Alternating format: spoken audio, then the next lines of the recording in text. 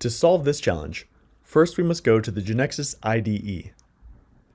There we click on the menu options Tools, Genexus Access Manager, Update Connection File. This runs the GAM Deploy tool.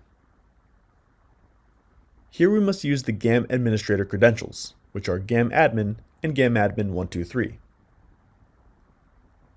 It lists the connections to the repositories that we can include. We select all of them and generate by selecting to overwrite the current connection file. Once the change is made, as we're working in the cloud, we must do a build all for the changes to be applied. Once finished, we go to the GAM Web Backoffice,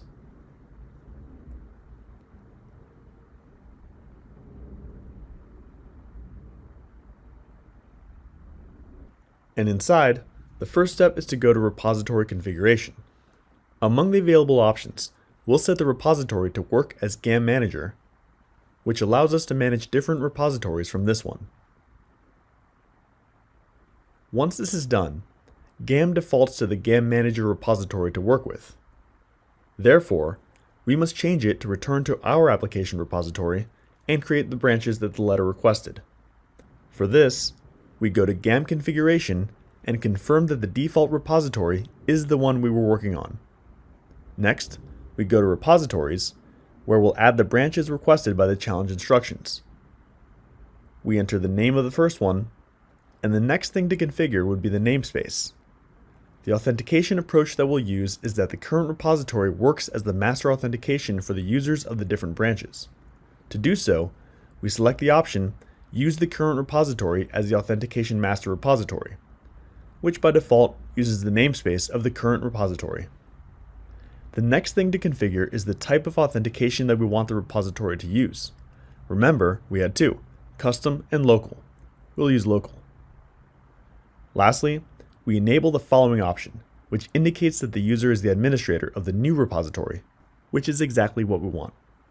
We confirm the creation and repeat the process for the second branch.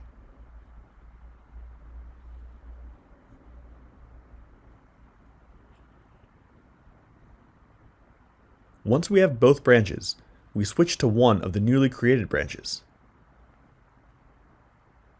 If we go to the users list, we can see that only the administrator user is activated, since it's the only active user in this repository at the moment, and it's the one who administers it. The rest are all disabled. As requested in this challenge, we're going to add two users to this branch, Dave and Nate. To do this, we need to edit each one and select Enable in Repository.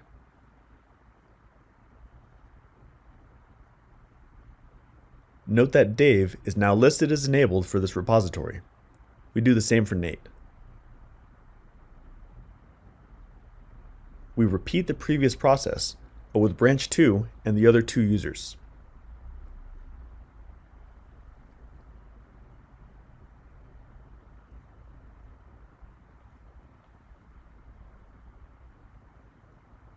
Once the users are assigned in each repository, we close the session and try to access the application again.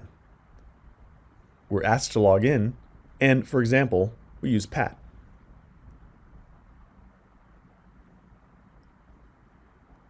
The login works. In the background, Pat is browsing through the branch 2 repository.